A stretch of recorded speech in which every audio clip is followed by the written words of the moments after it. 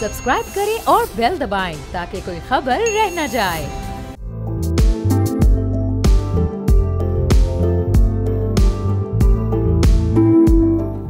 अस्सलाम वालेकुम, मैं अरबाब जहांगीर। आप देख रहे हैं प्रोग्राम व्यापार। पाकिस्तान ब्लू इकोनॉमी के पोटेंशियल को इस वक्त यूटिलाइज़ करने के लिए बहुत संजीदगी के साथ कोशिश कर रहा है और अब ये खबरें सामने आई हैं कि पाकिस्तान में एक मैरीटाइम बिजनेस इन्वेस्टमेंट कॉन्फ्रेंस मुनक़्क़िद करवाने की इस वक्त कोशिशें जारी हैं ताकि जो ब्लू इकोनॉमी का अरबों डॉलर्स का पोटेंशियल है उसको बेहतर तरीके से यूटिलाइज़ किया जा सके। अब इस कॉन्फ्रेंस में न सिर्फ लोकल इन्वेस्टर्स को बल्कि इंटरनेशनल और फॉरेन इन्वेस्टर्स को भी लाने की कोशिशें जारी हैं। चूँकि पाकिस्तान इस वक्त फिशिंग में यानी अपनी सी फूड सेक्टर में काफ़ी पीछे रह गया है और ये सेक्टर बड़ा अंडर यूटिलाइज है। इसकी एक्सपोर्ट्स पाकिस्तान 2, 3 या 4 अरब डॉलर तक ले जा सकता है, लेकिन अभी भी 400-500 मिलियन डॉलर के अराउंड ही ये एक्सपोर्ट रुकी हुई है। इसके अलावा जो शिप बिल्डिंग है उसमें भी पाकिस्तान इस वक्त दीगर ममालिक के निस्बत खासा पीछे दिखाई दे रहा है। 3-4 दहाइयों पहले हम चले जाएँ तो पाकिस्तान के पास जो ऑपरेशनल जहाज़ थे वो खासी बड़ी तादाद में थे, लेकिन अब उनकी तादाद भी घटती जा रही है।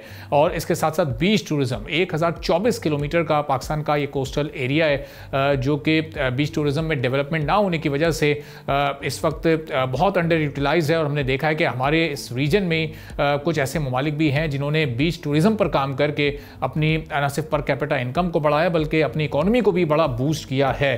फिर जो पोर्ट डेवलपमेंट है उसमें भी पाकिस्तान को इन्वेस्टमेंट की बड़ी ज़रूरत है ताकि अपने पोर्ट्स जो ऑपरेशनल पोर्ट्स हैं इस वक्त पाकिस्तान के 2 उनको न सिर्फ उनकी सलाहियतों को मज़ीद उभारा जा सके बल्कि गवादर पोर्ट को भी जल्द अज जल्द मुकम्मल तौर पर फाल किया जा सके और अपनी इस ब्लू इकोनॉमी को मजीद ऊपर लेकर जाया जा सके। इस पूरी हम बात करेंगे commodore retired doctor Babar Bilal Haider साहब जो वाइस प्रेसिडेंट हैं national institute of maritime affairs के, हमारे साथ मौजूद हैं। डॉक्टर साहब बहुत शुक्रिया प्रोग्राम के लिए आपने वक्त निकाला। अब हमारा ब्लू इकोनॉमी का जो सेक्टर है ये तो हमारी इकोनॉमी में एक बड़ा गेम चेंजिंग रोल प्ले कर सकता है। अब एक कॉन्फ्रेंस के बारे में सोचा जा रहा है, इन्वेस्टमेंट लाई जाएगी, लोकल इन्वेस्टर और फॉरेन इन्वेस्टर का कितना इस वक्त आप एतमाद देखते हैं, कितना स्पेस है हमारे इस ब्लू इकोनॉमी में? जी अस्सलाम वालेकुम। आपने बिल्कुल सही कहा कि पाकिस्तान का जो ब्लू इकोनॉमी सेक्टर है ये पाकिस्तान की इकोनॉमी में एक बहुत बेहतर कंट्रीब्यूशन दे सकता है। इस वक्त जो अगर हम बात करें तो पाकिस्तान ब्लू इकोनॉमी का कोई टोटल कंट्रीब्यूशन में नॉट भी 1 या 2% से ज़्यादा नहीं है हमारी जो टोटल जीडीपी के अंदर, लेकिन इसका जो पोटेंशियल की आप जब बात कर रहे थे जैसे फिशरी में इस वक्त हम टोटल 450 या 466 मिलियन डॉलर की एक्सपोर्ट कर रहे हैं। ये सिर्फ बेहतर मैनेजमेंट के साथ ये $1 बिलियन टच हो सकता है 1 से 2 साल में और तकरीबन 5 to 8 ईयर्स में $10 बिलियन तक जा सकते हैं। हम और वियतनाम आज से 30 साल पहले एक स्टेज पे थे। आज वियतनाम तकरीबन $10 अरब की फिश एक्सपोर्ट करता है और हम अभी तक उधर ही खड़े हैं। ये सिर्फ बेहतर मैनेजमेंट और सिर्फ आपने इंसेंटिव देने हैं फॉरेन इन्वेस्टर को, लेकिन स्पेशली अपने लोकल इन्वेस्टर को कि वो उनका एतमाद बहाल हो तो इस सेक्टर में आ सकते हैं। इसी तरह जैसे आप ये शिपिंग सेक्टर की आपने बात की, 1971 में हमारे पास 70+ शिप्स थे, आज हमारे पास 12 जहाज हैं जो कि टोटल पाकिस्तान के कार्गो का 10% लिफ्ट करते हैं। इसमें भी बहुत चांस है, इसमें हमारा लोकल इन्वेस्टर और फॉरेन इन्वेस्टर भी आ सकता है। इन सब के पीछे जो कॉन्फ्रेंस आपका जिक्र कर रहे हैं ये पाइमेक इंशाल्लाह Pakistan international maritime exhibition conference हो रही है। इसका बेसिक कॉन्सेप्ट भी यही है, ये भी नवंबर के फर्स्ट वीक में होनी है कराची में। इसमें लोगों को दिखाना है कि हमारे पास कितना वैक्यूम है इस इंडस्ट्री में, इस सेक्टर में, और क्या क्या हम ऑफर कर सकते हैं और कहाँ लोग अपना पैसा इन्वेस्ट करके यहाँ से अपने लिए भी कमा सकते हैं और हमारी इकोनॉमी के लिए भी बहुत बेहतर होगा। सही। तो अब डॉक्टर साहब ये जो हमारा समंदर पोल्यूटेड होता जा रहा है और जो हमारा सी फूड है वो यहाँ से दूर होता जा रहा है, तो हमने तरक्की याफ्ता ममालिक को देखा उन्होंने वक्त पर एक्वाकल्चर को फ़रोग दिया, फार्मिंग की तरफ वो गए। अभी हम यहाँ पर इसमें भी लैग कर रहे हैं। अभी इस कॉन्फ्रेंस के ज़रिए अब इस कॉन्सेप्ट को भी उभारा जा सकेगा? जी बिल्कुल सही फरमाया आपने। पाकिस्तान की ये 2 प्रॉब्लम्स हैं हमारा। एक तो हम अनट्रीटेड जो इंडस्ट्रियल वेस्ट है, जो सिटी वेस्ट है, जो कचरा है, हम आंखें देखे बंद करिए दरिया में या नहर में या समुद्र में डाल देते हैं। अगर आप ये याद रखें, अगर रावी लाहौर में भी कोई चीज कचरा डालना है ना तो हो सकता है वो पानी के बहाव के साथ वो कराची समुद्र में पहुंच जाए। अच्छा। और हमारी जो फिश स्टॉक्स को तंग करे या फिश जो लाइफ है अंडर वाटर उसको तंग करे। और ये ग्लोबल SDGs का जो UN ने दिया है उसका भी एक बहुत बड़ा इशू है। पाकिस्तान का समुंदर कराची के करीब जो है ना, इस वजह से हमारा पोल्यूट हो गया कि इसमें हम अनट्रीटेड कुछ 12-13 गंदे नाले कराची के समुद्र में गिरते हैं। लेकिन गवर्नमेंट कोशिश कर रही है इसको ट्रीट करने की, लेकिन ये इंडिविजुअल्स का भी फर्ज होता है कि वो खुद भी ध्यान रखें कि हम कोई चीज़ इस तरह अनट्रीटेड समुद्र में या पानी में ना फेंकें। अब रह गई बात मछली की या जो लाइफ अंडर वाटर या समुद्र की जो एक्सपोर्ट का है, उसके ऊपर भी दुनिया सारी के बड़े स्ट्रिक्ट स्टैंडर्ड्स हैं। लेकिन अल्हम्दुलिल्लाह अभी इस साल पाकिस्तान में एक्वाकल्चर और मैरीकल्चर दोनों में बड़ी तरक्की हुई है, बल्कि इस दफ़ा हमारी जो इनलैंड फिश फार्मिंग थी लैंड के अंदर पंजाब में और KPK में और गिलगित में, उनकी जो एक्सपोर्ट है वो समुद्र की पकड़ी हुई मछली से ज़्यादा बढ़ गई है। ये पहला साल था पिछले साल।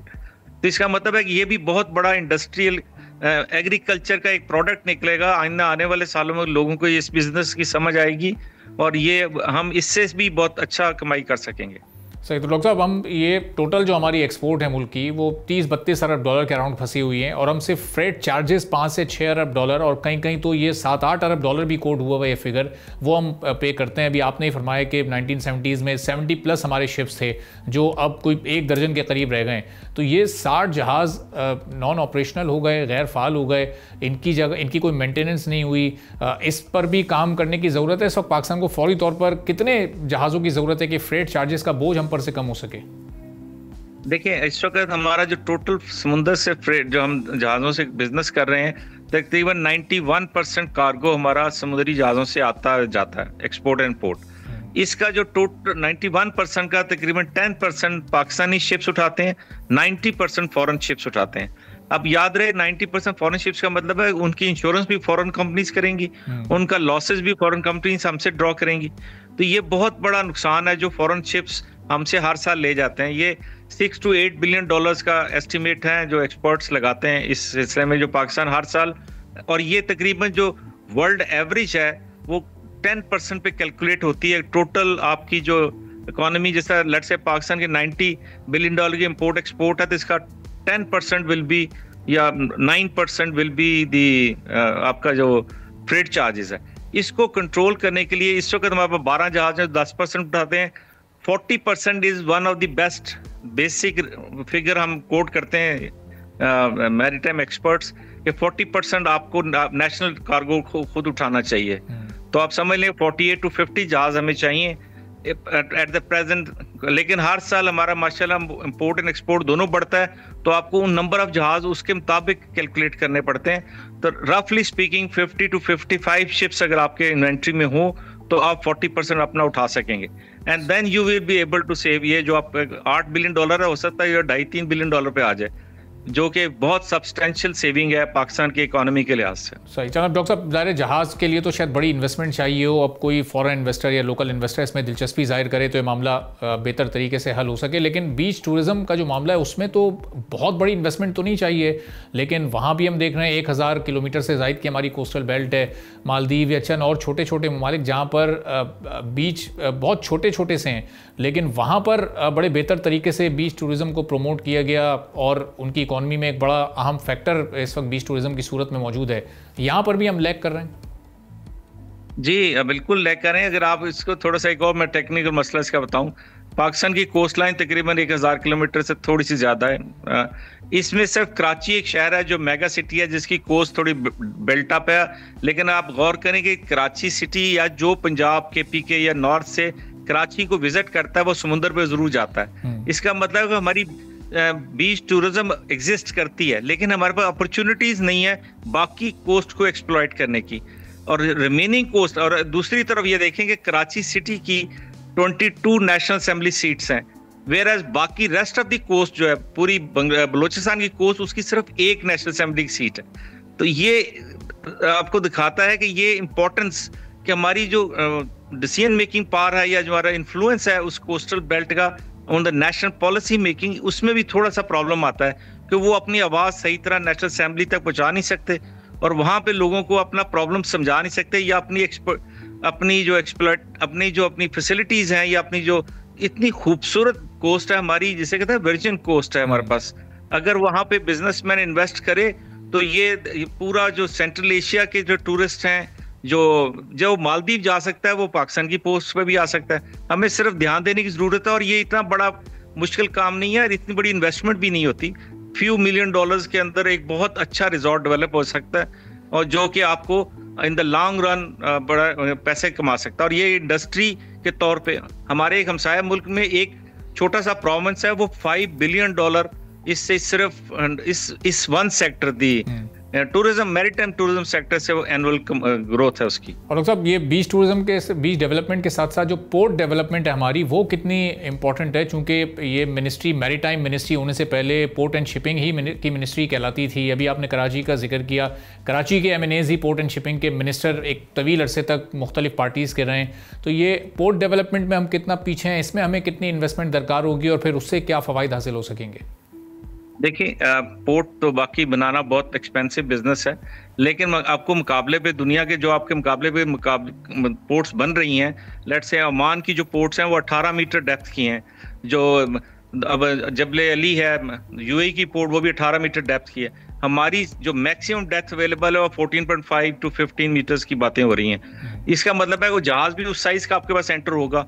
अब दूसरा ये कि ग्वादर पोर्ट हमारी एक क्रिटिकल पोर्ट है, दैट इज जैसे कहते हैं ना, पाकिस्तान की जो लाइफ लाइन है, जो पाकिस्तान की इकोनॉमी का, मेरे ख्याल में अगर मैं उसको लफ्जों में डालाऊं कि Pakistan joule in the crown है पाकिस्तानी इकोनॉमी में, वो ग्वादर पोर्ट का ऑपरेशनलाइजेशन है।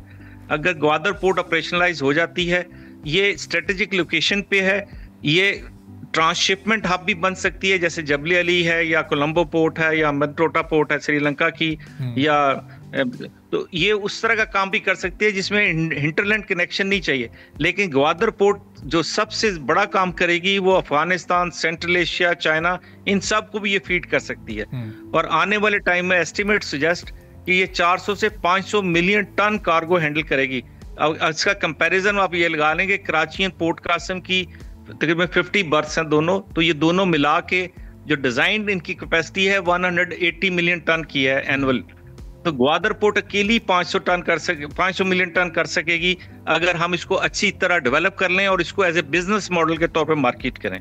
तो एक आखिरी सवाल डॉक्टर साहब, कि ये SIFC का इस वक्त रोल है इन्वेस्टमेंट को लाने में, और फिर ग्वादर पोर्ट को अगर जल्द अज जल्द ऑपरेशनल करना है, तो वो आप कितना इम्पैक्टफुल देख रहे हैं? और अब विद इन नो टाइम हम इसके थोड़े असरात, बेहतर असरात और समरात भी महसूस कर सकेंगे? जी बिल्कुल, SIFC बिल्कुल राइट डायरेक्शन पे है। वो हम भी उनको थोड़ी बहुत इनपुट देते हैं इस सब्जेक्ट पे, लेकिन बेसिकली तो ये हमारे अपने मुल्क के अंदर जो सबसे बड़ा जो इन्वेस्टर होता है, मुल्क का अपना इन्वेस्टर होता है। अगर हम अपने मुल्क के इन्वेस्टर को कॉन्फिडेंस दे सकें कि maritime sector is the future of Pakistan, तो उस सूरत में जब पाकिस्तान के अंदर खुद इन्वेस्टमेंट करेगा, पाकिस्तानी इन्वेस्टर करेगा, तो फॉरेन इन्वेस्टर खुद ही खिंचा चला आता है। हम समझते हैं कि शायद फॉरेन इन्वेस्टर पहले आएगा तो शायद पाकिस्तानी बाद में आएगा। ये मैरीटाइम टूरिज्म, फिशरी सेक्टर, ये छोटे सेक्टर्स हैं। इंडिविजुअल्स आप पाकिस्तान के पास जो इन्वेस्ट करना चाहें इस सेक्टर में अगर काम करें, तो उनको रिटर्न भी, रेट ऑफ रिटर्न भी बड़ा जल्दी आएगा और बड़ा सब्सटेंशियल आएगा, बिकॉज इसमें वैक्यूम बहुत है। सिर्फ अंडरस्टैंड करने की बात है, सिर्फ गवर्नमेंट को थोड़ी सी इंसेंटिव पॉलिसीज देनी चाहिए, एनवायरनमेंट क्रिएट करनी चाहिए, लोग कॉन्फिडेंट हो कि ये जो पॉलिसी आज आई है ये अगले 10 साल 15 साल चलेगी। सिर्फ लॉन्ग रन देना चाहिए।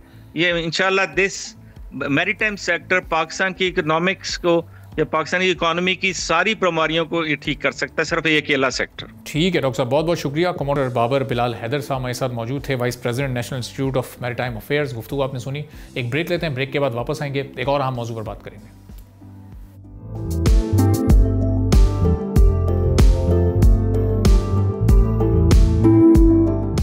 एक बार फिर आपको प्रोग्राम में खुशामदीद कहेंगे। सैलाब के असरात के दरमियान माली साल 2026 में पाकिस्तान की GDP की ग्रोथ 2.6% तक पहुंचेगी। और अब वर्ल्ड बैंक ने पंजाब में ज़रई ज़मीन में 10% कमी का तखमीना लगाया है। अब ये जो तखमीना लगाया गया है ये किस हद तक दुरुस्त साबित हो सकता है, कितना ये गलत साबित हो सकता है, चूँकि ये जो 10% की कमी का तखमीना ये कितना पाकिस्तान की इकॉनमी को हिट करेगा। वर्ल्ड बैंक के मुताबिक इकॉनमी में माली साल 2026 में 2.6% की मामूली शरह नमो मुतवक्के है, क्योंकि सैलाब से तबाहकुन असरात सामने आए हैं और इसका असर ज़रई पैदावार पर यकीनी तौर पर पड़ेगा और महंगाई भी बढ़ने की पेशगोइयाँ सामने आ चुकी हैं। वर्ल्ड बैंक की इकनॉमिक रिपोर्ट के मुताबिक पाकिस्तान में हकीकी GDP माली साल 2025 में साल ब साल 2.7% बढ़ने की तवक्को है, जो माली साल 2024 की 2.5% ग्रोथ से कुछ मामूली सी ज़्यादा है। वर्ल्ड बैंक रिपोर्ट के मुताबिक इब्तदाई अंदाज़ों से ये जाहिर हो रहा है कि पंजाब में ज़रूरी पैदावार में कम से कम 10% कमी हो सकती है, जो चावल, गन्ना, कपास, गंदम और मकई जैसी अहम फसलों को मुतासर करेगी।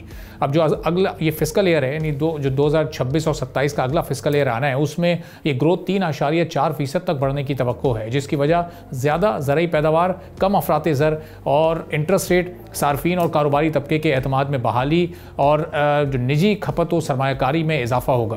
पाकिस्तान हाल ही में मंजूर शुदा 5 साला इस्लाहाती मनसूबे 2025 से 30 के तहत टैरिफ में आधी कमी से एक्सपोर्ट और तरक्की के हवाले से फ़ायदा उठा सकता है। रिपोर्ट के मुताबिक पाकिस्तान में माली साल 2025 में महंगाई सिंगल डिजिट यानी 10% से कम पर रहेगी, क्योंकि फूड और तवानाई की कीमतों में इजाफे की रफ्तार कम हुई है। ताहम ये जो सैलाबी सूरत हाल है, इसके बाइस ग़िज़ाई सप्लाई चेन में खलल मुतवक्के है, जो 2027 तक महंगाई में दोबारा इजाफा भी कर सकता है। अब जो इंटरनेशनल एक्सपोर्ट्स हैं, उसमें तकरीबन 1.5% कमी का भी अंदाज़ा ज़ाहिर किया गया है। वर्ल्ड बैंक के मुताबिक पाकिस्तान में गुर्बत की शरह 2011 से 2018 के दरमियान 9.4% पॉइंट्स कम हुई है। ताहम 2020 के बाद से मुआशी झटकों और कुदरती आफात ने इस कमी को रोक दिया है। बुलंद शरह गुर्बत और बड़ी आबादी के बाइस पाकिस्तान खित्ते के गरीब तरीन ममालिक में एक बड़ा हिस्सा रखता है। पाकिस्तान जैसे ममालिक में ख़वातीन को लेबर मार्केट में शामिल होने से फ़ीकस GDP में 20 से 30% इजाफा हो सकता है, जो कि आलमी सतह पर सबसे बड़ा मुमकिना फ़ायदा है। अब ये जो चैलेंजिंग एक पीरियड है पाकिस्तान, इसमें पाकिस्तान की हिकमत अमली क्या होनी चाहिए, इस पर हम बात करेंगे। शुजात फारूक साहब हेड ऑफ रिसर्च हैं पाइट के, हमारे साथ मौजूद हैं। बहुत शुक्रिया शुजात साहब, प्रोग्राम के लिए आपने वक्त निकाला। अब ये सैलाब किस हद तक पाकिस्तान को इफेक्ट करेगा? अब आलमी इदारे भी कह रहे हैं जो GDP की ग्रोथ है वो बड़ी लिमिटेड रहेगी, जो हमारे टारगेट से वो हम नहीं हासिल कर सकेंगे। कितना चैलेंजिंग पीरियड है ये अगले 6 से 8 माह का? जी बहुत शुक्रिया जी। देखें, जब भी कोई शॉक आता है, कोई क्राइसिस आता है, वो हमेशा चैलेंजिंग होता है। और जो इस दफ़ा फ्लड है, अगर आप देखें तो उसने पंजाब के 60-70% डिस्ट्रिक्ट को इम्पेक्ट किया है, चाहे वो एग्रीकल्चर है, लाइफ स्टॉक है और बहुत सा इंफ्रास्ट्रक्चर है जिसको इम्पेक्ट हुआ है। तो अगर हम 2010 का फ्लड देखें, 2022 का फ्लड देखें, तो ये भी वो फ्लड्स हैं जिन्होंने बहुत से लॉसेस किए हैं। तकरीबन इन 2 फ्लड्स में इकानमी का कुछ $75 बिलियन प्लस लॉस हुआ है। और पाकिस्तान जैसी इकानमी जहाँ पे शायद हम $1-2-3 बिलियन के लिए बहुत से स्ट्रगल कर रहे होते हैं IMF के साथ, बहुत से और डोनर्स के साथ, तो जाहिर है ये एक लॉस तो है। एग्रीकल्चर, देखिए हमारा जो असल चैलेंज है वो ये है कि अभी भी हम बेसिक कमोडिटीज़ को एक्सपोर्ट कर रहे हैं। तो हमारा सबसे बड़ा चैलेंज तो ये है कि इमेजिन करें कि अगर हमारी एक्सपोर्ट वियतनाम की तरह होती, बड़ी हाईटेक एक्सपोर्ट होती, या टेक्सटाइल में इवन अगर आप बांग्लादेश को देखें तो बांग्लादेश ने टेक्सटाइल में बहुत अच्छा परफॉर्म किया है और वो बहुत सा रॉ मटेरियल इंपोर्ट करके एक्सपोर्ट कर रहे हैं, तो शायद फिर हम इस तरह के जो चैलेंजेस हैं उनसे बहुत अच्छी तरह नबर्द आजमा हो सकते थे। तो हमारी अभी तक देखें एक्सपोर्ट बेसिक हैं, इकानमी अभी एक रिवाइवल की पोजीशन में है। हमने को 3.4 प्रोजेक्टेड ग्रोथ थी, 3.4 भी हमारी जो इकोनॉमिक नीड है उसके लिए ग्रोथ शायद बहुत कम है। लेकिन आप देखें हम कोविड के बाद एक रिकवरी फेज में हैं जिसमें हम तकरीबन स्टिल अभी भी स्ट्रगल कर रहे हैं। तो मेरे ख्याल से बिल्कुल ये वर्ल्ड बैंक की जो रिपोर्ट है, शायद हम इस फ्लड की वजह से हार्डली 2.6 से 3% पे ग्रोथ लेंगे। 3% ग्रोथ वो नहीं है जो गवर्नमेंट का इकोनॉमिक विजन है, जिसमें गवर्नमेंट एक्सपेक्ट कर रही है कि हम इकोनॉमी को एक अगले 5 साल में 32-34 बिलियन डॉलर से उठा के एक्सपोर्ट को हम 100 बिलियन डॉलर पे ले जाएं। तो इस 100 बिलियन डॉलर के लिए शायद हमें बड़ी मैसिव रिफॉर्म्स की ज़रूरत है, इंडस्ट्री में, वैल्यू चेन में, एग्रीकल्चर के अंदर प्रोडक्टिविटी बड़ी ज़रूरत है। ये वो एरियाज़ हैं कि जब तक इस पे हम काम नहीं करेंगे शायद हम वो जो रिजिलियंस इकानमी के अंदर होनी चाहिए वो हम क्रिएट नहीं कर पाएंगे। तो शुजात साहब, ये अभी हम देखते हैं रिफॉर्म प्रोसेस ऑलरेडी बड़ा स्लो होता है, फिर कोई ऐसी कुदरती आफत आ जाती है, हर 2-3 साल बाद हमें एक ऐसा मौशी झटका मिलता है जिससे हम और मज़ीद पीछे चले जाते हैं। अब ये इस रफ्तार को पकड़ने के लिए जो हमने अपने टारगेट सेट किए हैं उसके लिए हमें अब कौन कौन से रिफॉर्म्स बहुत तेज़ी के साथ और अगले 6 माह में लाजमी करने ही करने हैं, क्योंकि बिजनेस एक्टिविटी हमारी श्रिंक होती जा रही है, लिमिटेड हो जाती है ऐसी सूरत हाल में? देखिए, सबसे बड़ी रिफॉर्म ये है कि हमारी इकोनॉमी में गवर्नमेंट का जो फुटप्रिंट है इकोनॉमी में वो बहुत ज़्यादा है, यानी गवर्नमेंट बहुत से बिजनेसेस में इन्वॉल्व है। तो प्राइवेट सेक्टर की बड़ी कैपेसिटी है। जिस तरह देखिए हम फॉरेन डायरेक्ट इन्वेस्टमेंट की तरफ देख रहे हैं, हम मिनरल्स में चाह रहे हैं कि लोग आके इन्वेस्ट करें। हमें वो रिफॉर्म्स चाहिए कि जिससे हमारे मुल्क का अपना पैसा इकोनॉमिक एक्टिविटी के अंदर आए। अब इंडस्ट्री में अगर आप देखें तो इंडस्ट्री में शायद हमें सबसे बड़ी रिफॉर्म्स ये चाहिए। एक तो गवर्नमेंट ने बहुत अच्छी रिफॉर्म्स की है, जिस तरह टैरिफ को कम किया है, टैरिफ के प्रोसीजर्स को, कॉम्प्लेक्स सिस्टम था उसको सिंपलीफाई करने की कोशिश की है। शायद हम शॉर्ट टर्म में इन टैरिफ की वजह से हमें लॉसेस भी हों, लेकिन जो ग्लोबल एक्सपीरियंस कहते हैं वो कहते हैं कि वो इकोनॉमी जो कम्पीट करती हैं फिर वो लॉन्ग टर्म में आफ्टर 2-3 ईयर्स वो बेहतरी की तरफ जाते हैं। लेकिन एनर्जी प्राइसेस एक बड़ा सीरियस इशू है कि जो एनर्जी प्राइसेस इस वक्त पाकिस्तान में शायद वो हम कम्पीट नहीं कर पा रहे। दूसरा देखें, अभी प्राइम मिनिस्टर मलेशिया गए हुए थे, तो हमें फर्ज करें हलाल मीट है, या चाइना के अंदर बहुत सी मार्केट है। चाइना में अगर आप देखें तो जो सिर्फ उनकी फूड इंपोर्ट है वो तकरीबन 180-200 बिलियन डॉलर्स है। अब हम भी क्लेम करते हैं कि हम एक फूड प्रोड्यूसिंग कंट्रीज हैं, तो हमें वो रिफॉर्म्स लानी है कि जिससे हम यहाँ पे वो स्ट्रक्चर खड़ा करें कि जो उनकी मार्केट की नीड के मुताबिक प्रोडक्ट बना सके, उसके मुताबिक हमारे स्टैंडर्ड हों, रेगुलेशंस हों। जब तक हम वो नहीं करेंगे, हम छोटी छोटी प्रोडक्ट, थोड़े से चावल बेच दिए, थोड़ी सी गंदम बेच दिए, इस तरह की प्रोडक्ट से हम, ये हमारे क्रॉनिक इश्यूज हैं, इससे हमें निकलना होगा। ग्लोबल मार्केट को कम्पीट करना होगा। मार्केट पड़ी हुई है, मलेशिया को देख लें, प्राइम मिनिस्टर साहब कह रहे थे कि हम वहाँ पे शायद कुछ हलाल मीट एक्सपोर्ट करेंगे, लेकिन वो हम क्वालिटी स्टैंडर्ड्स लेके आएँ। एग्रीकल्चर की जब हम बात करते हैं तो देखिए हमारी प्रोडक्शन है, प्रोडक्टिविटी नहीं है। तो जब तक प्रोडक्टिविटी के चैलेंजेस में आप आ जाए, सीड है, अब सीड के इदारे पीछे बैठे हुए हैं, जब तक वो क्वालिटी के सीड नहीं लेके आएंगे। हमारा क्लाइमेट चेंज हो रहा है, जब तक वो ऐसे सीड नहीं लेके आएंगे कि जो क्लाइमेट रेजिस्टिव हों, पानी कम यूज़ करके वो प्रोडक्शन दें, तो शायद हम इस तरह के चैलेंजेस के साथ उसी तरह फिर स्ट्रगल करेंगे। तो शुजात साहब, ये ऑप्टिक्स की हद तक तो हमें बड़ा ज़बरदस्त लग रहा है कि मलेशिया गए प्राइम मिनिस्टर, उससे पहले अमेरिका गए थे, उससे पहले एक बड़ा डेलीगेशन जिसमें बहुत सारे प्राइवेट सेक्टर के भी लोग थे, चाइना गए थे, बड़े MOU साइन हुए, अभी सऊदी डेलीगेशन पाकिस्तान आया हुआ है। तो ये ऑप्टिक्स की हद तक तो ये सब कुछ बहुत अच्छा लग रहा है कि इतनी बड़ी मईशतों के साथ हमारे MOU साइन हो रहे हैं, जॉइंट वेंचर्स हो रहे हैं, लेकिन इन रियलिटी ये ऑन पेपर या आगे कुछ प्रैक्टिकली भी होता हुआ नज़र आ रहा है। इसका ट्रिकल डाउन इफेक्ट कब तक आना शुरू हो जाएगा? देखिए, पाकिस्तान में जिस दिन भी इकोनॉमी ने ग्रो करना है वो प्राइवेट सेक्टर ने करना है।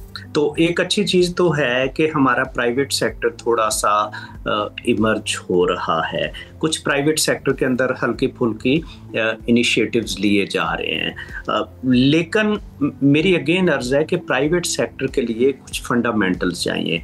उन फंडामेंटल्स में गवर्नमेंट का बड़ा रोल है कि वो रेगुलेटरी इन्वायरमेंट हम क्रिएट करें कि जिससे हमारे बिजनेस ईज हों। हमारी देखें, एक तो ईज़ ऑफ बिजनेस हमारे लिए बड़ा मुश्किल है आज भी, कि अगर एक बंदा अपना पैसा किसी बिजनेस एक्टिविटीज़ में इन्वेस्ट करना चाहता है तो उसके प्रोसीजर्स, उसके हर्डल्स, शायद हमें बहुत से महकमों के पास जाना पड़ता है। NOCs लेने के लिए बड़ा लंबा टाइम लगता है। हमने पाइट से एक रिसर्च की है कि अगर आपने इस्लामाबाद में एक हाई राइज बिल्डिंग खड़ी करनी है तो उसका NOC लेने में हो सकता है आपको 2-4 साल लग जाए। तो देखें, इतनी देर में आपकी जो कॉस्ट ऑफ बिजनेस है वो बहुत बढ़ जाती है। फिर दूसरा कॉस्ट ऑफ बिजनेस है कि जस्ट आप ये देखें, जिस तरह एनर्जी प्राइसेस देखें तो चाइना में एनर्जी प्राइसेस हमसे हाफ हैं, बांग्लादेश में तकरीबन 50-60% कम हैं। तो ये वो कंट्रीज़ हैं, फिर वो कम्पीट करती हैं। तो जब तक हम अपनी एनर्जी प्राइसेस नहीं कम करेंगे, फिर हमारी जो एक बड़ा रिफॉर्म्स प्रोसेस है, हमने यूनिवर्सिटीज़ बहुत बना दी हैं।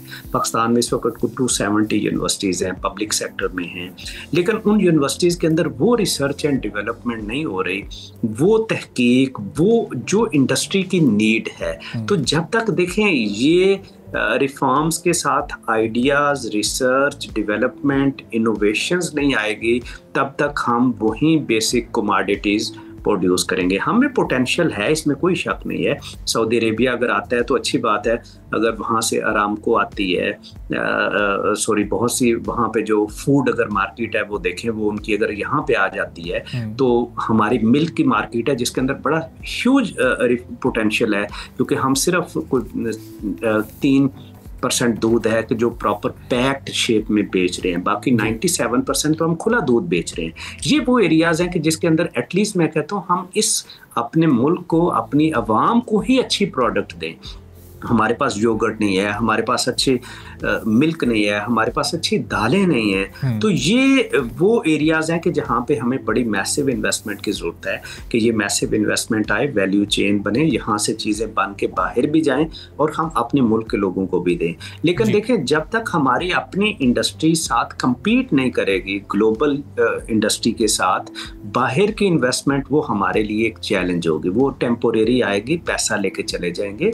जिस तरह आप गाड़ियों में देखें, गाड़ियों में बहुत सी यहाँ पे कंपनीज थी लेकिन उन्होंने कोई गाड़ी एक्सपोर्ट नहीं की है, तो जो अगर उन्होंने एक्सपोर्ट नहीं किया है तो वो हमारा कंज्यूमर लोकल सफर किया है कि जितने टैरिफ लगे हैं उसने वो प्रोटेक्शन उन गाड़ियों को दी है, कंज्यूमर को नहीं दी है। तो हमें अपने कंज्यूमर को प्रोटेक्ट करना है, कंपीट करवाएं इंडस्ट्री को। जो अच्छी इंडस्ट्रीज होंगी वो रुक जाएंगी, जो नहीं होंगी वो निकल जाएंगी। ठीक है, बहुत बहुत शुक्रिया शुजात फारूक साहब, हेड ऑफ रिसर्च पाइड, हमारे साथ मौजूद थे। गुफ्तगू आपने सुनी, एक ब्रेक बाद वापस आएंगे, एक और मौजू पर बात करेंगे।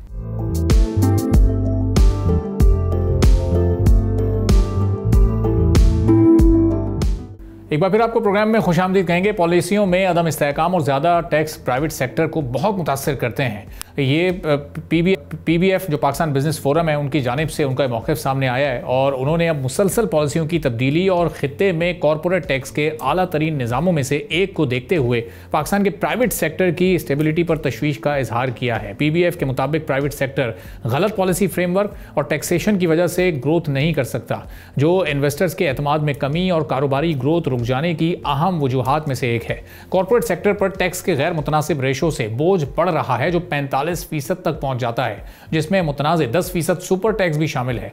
यह सुपर टैक्स इब्तदाई तौर पर आर्जी इकनॉमिक स्टेप के तौर पर मुतारिफ करवाया गया था, लेकिन वक्त गुजरने के साथ साथ ये एक मुस्तकिल फिक्सचर बन चुका है। गैर मुतवक्के और हद से ज़्यादा टैक्स लगाने से कॉरपोरेट प्लानिंग को नुकसान पहुंचता है, एक्सपेंशन रुकती है और लोकल और इंटरनेशनल मार्केट्स में ट्रेड कॉम्पिटिशन भी ख़त्म होता रहता है। टैक्स का सिलसिला जारी रहा तो ये FDI को भी रोकेगा। SIFC और बोर्ड ऑफ इन्वेस्टमेंट की तश्कील के बावजूद कारोबारी माहौल लोकल और इंटरनेशनल इन्वेस्टर्स के लिए बुनियादी तौर पर मुश्किल हो जाता है। पाकिस्तान के कॉरपोरेट सेक्टर पर टैक्स का बोझ कई बड़ी और तरक्की याफ्ता मईशतों से ज़्यादा है और अगर देखा जाए तो UK में कॉरपोरेट टैक्स की शरह 25% है, जबकि अमेरिका में 21% कॉरपोरेट टैक्स लागू है। पाकिस्तान के मुश्तरका टैक्स असरात, इजाफी लेवीज और सेक्टर के मखसूस सरचार्ज आलमी सतह पर मुकाबला करने की कोशिश करते हुए लोकल बिजनेसेस को शदीद नुकसान पहुंचाते हैं। अब एक्सपर्ट्स और कारोबारी ग्रुप्स ने यकसा तौर पर टैक्स की बुनियाद को मुनसिफाना वसूली के तरीक़ाकार की तरफ लाने के लिए स्ट्रक्चरल रिफॉर्म्स पर जोर दिया है, जिसमें डायरेक्ट टैक्स और इकोनॉमिक एक्टिविटीज़ की डिजिटल दस्तावेजात शामिल हैं। PBF के मुताबिक पाकिस्तान का टैक्स सिस्टम तवील मुद्दती स्ट्रैटेजिक विजन के बजाय कलील मुद्दती रिफॉर्म से भरा हुआ है। टैक्स की शरह में मुतवातिर तब्दीलियाँ, नई नई लेवीज और साबका पॉलिसीज़ के इतलाक से गैर यकीनी सूरत हाल पैदा हो जाती है जो बिजनेस प्लानिंग के लिए बहुत नुकसानदेह होती है। वफाकी और सूबाई टैक्स हुक्काम में हम आहंगी का फुकदान नजर आता है, नाअहली और तनाज़ात का बाइस बनता है, जिससे सरमायाकारों का एतमाद मजीद कमज़ोर होता जाता है। अब हुकूमत को यह चाहिए कि फौरी तौर पर टैक्स के ढांचे का एक जामे जायज़ा ले, जिसमें कॉरपोरेट टैक्स की शरह को बेहतर बनाने का इंतज़ाम किया जाए, सुपर टैक्स को हटाया जाए और इन्वेस्टमेंट को फ़रोग देने वाले इनिशिएटिव्स किए जाएँ। गुज़िश्ता माली साल में मुल्क के कर्ज़ों में 13% इजाफा हुआ है, जिससे मजमूई कर्ज 80,600 अरब रुपए तक पहुंच गया है। मालियाती खसारा नुमाया तौर पर बढ़ रहा है और अब यह 7,100 अरब रुपए तक पहुंच चुका है। तो पाकिस्तान का कर्ज से GDP का तनासुब 70% तक पहुंच गया है, जिससे लॉन्ग टर्म मालियाती इस्तेहकाम के बारे में संगीन खदशात हैं। अब पाकिस्तान बिजनेस फोरम की मज़ीद डिमांड्स हैं क्या और FBR या गवर्नमेंट के एंड से उनको क्या जवाब मिला है और किस तरह से इस पूरी सिचुएशन में कोई वे आउट ऐसा निकाला जा सकता है कि इन्वेस्टर्स का एतमाद पाकिस्तान के बिजनेस इन्वायरमेंट पर मज़ीद बढ़ता रहे। बात हम करेंगे ख्वाजा महबूब रहमान साहब, चेयरमैन है पाकिस्तान बिजनेस फोरम के, हमारे साथ मौजूद हैं। ख्वाजा साहब बहुत शुक्रिया प्रोग्राम के लिए, आपने वक्त निकाला। अब PBF कई सारी डिमांड्स हुकूमत से और FBR से कर रहा है, तो जो बुनियादी आपकी डिमांड्स हैं उस पर कोई जवाब आया? यानी जो ईज़ ऑफ डूइंग बिजनेस इस वक्त पाकिस्तान में है उस पर कोई संजीदगी के साथ काम हो रहा है? बिस्मिल्लाहिर्रहमानिर्रहीम। जी बहुत शुक्रिया बोल टीवी का और आपने मुझे मौका दिया। मुझे बहुत अफसोस के साथ ये कहना पड़ रहा है कि जो हमने तजावीज़ दी हैं, जो हमने इनको रिक्वेस्ट की हैं, अभी तक उसका हमें कोई पॉजिटिव रिस्पांस किसी किस्म का नहीं आया। देखें, मैं आपको एक बात बताऊं, हमने कुएं के मेंढक बनकर नहीं रहना, हमने इंटरनेशनल मार्केट का मुकाबला करना है। 45% हमारे ऊपर टैक्स रेट है बिजनेसमैन के ऊपर, इंडस्ट्री मैन्युफैक्चरिंग के ऊपर। हम किस तरह 45% टैक्स पे करके हम इसको ओरिजिनलिटी के साथ हम इसको काम करें? उसके बाद आप देखें हालात कहाँ से कहाँ जा रहे हैं। बड़ी इस वक्त मैन्युफैक्चरिंग इंडस्ट्री तेजी से बंद हो रही है, इस मुल्क में तेजी से बंद हो रही है। मुझे समझ नहीं आती है क्या फिगर आ रही है कि जनाब मुल्क तरक्की कर रहा है, जो मईशत ट्रैक पे चल गई है। फिजिकली आप जाके बिजनेसमैन से तो पूछे कि उसके हालात क्या हो गए हैं। मोस्टली इस वक्त प्रॉब्लम में है, सब बिजनेसमैन प्रॉब्लम में है, कोई बता नहीं रहे या कुछ अगर कोई मसला मसाइल है। अब ये देखें ना कि हमारा जो GDP के हिसाब से कॉन्स्टिट्यूशनल हमें 50% से ज़्यादा डेट नहीं होना चाहिए, हम 70% क्रॉस कर चुके हैं डेट को। और देखा है बहुत ज़्यादती की बात। इसको मेहरबानी करके मैं तो हुकूमत वक्त से गुजारिश करूंगा कि आप मेहरबानी करके कोई कारोबारी लोगों के मुशावरत से इसको सही ट्रैक पर लाने की कोशिश करें। मैं तो ये रिक्वेस्ट होगी। तो ख्वाजा साहब, ये जो आप 45% टैक्स की बात कर रहे हैं, जो सैलरीड क्लास से ज़ाहिर है सूरत हाल वहाँ भी कुछ मुख्तलिफ नहीं है, तो इसका मतलब FBR जो अपने नेट को वसी करने में नाकाम हो रहा है और इसको वो अपने टैक्स रेट को बढ़ाकर मुस्तकिल कवर करने की कोशिश कर रहा है। हम हर साल देखते हैं जो टैक्स रेवेन्यू का टारगेट होता है वो तो फिर भी पूरा नहीं हो पाता। रेट कितना ज़्यादा ऊपर जा चुका है। देखिए, जो ऑलरेडी जो टैक्स पेयर है ना, उसके ऊपर मजीद से मजीद बर्डन डाल रहे हैं। ये टैक्स नेट को अगर बढ़ाना चाहते हैं तो ये मेहरबानी करें कोई नए टैक्स पेयर को लाए मार्केट में।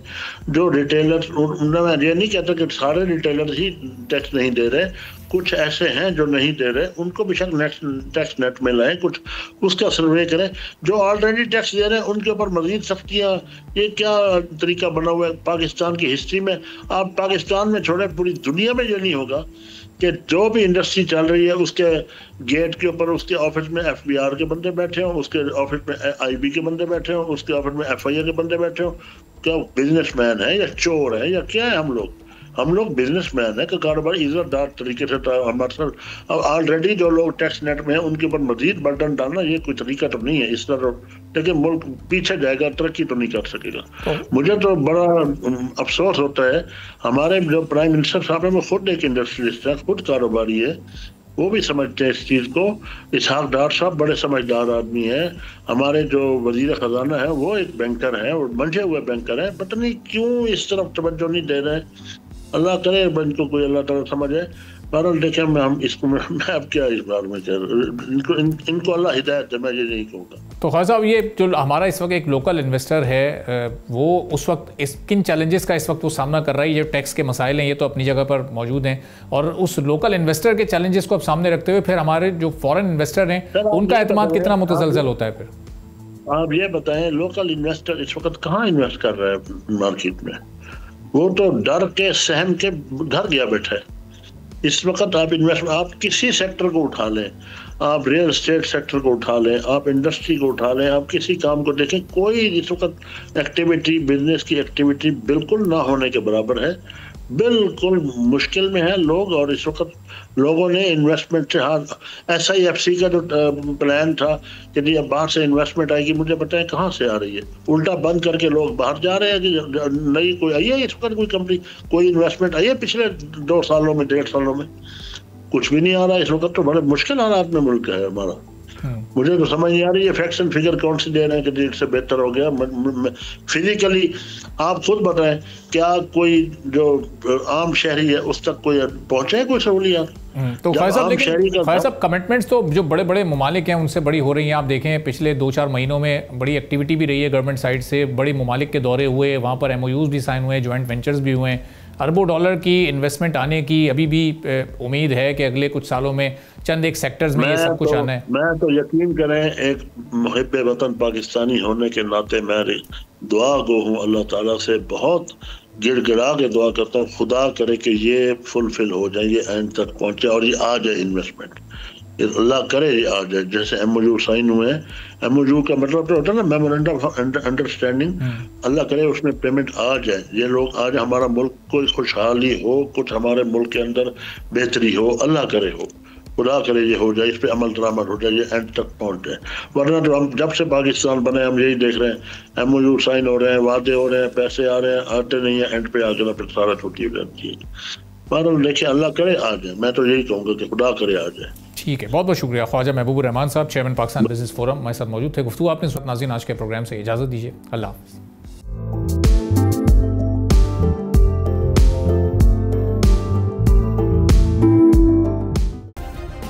सब्सक्राइब करें और बेल दबाएं ताकि कोई खबर रह न जाए।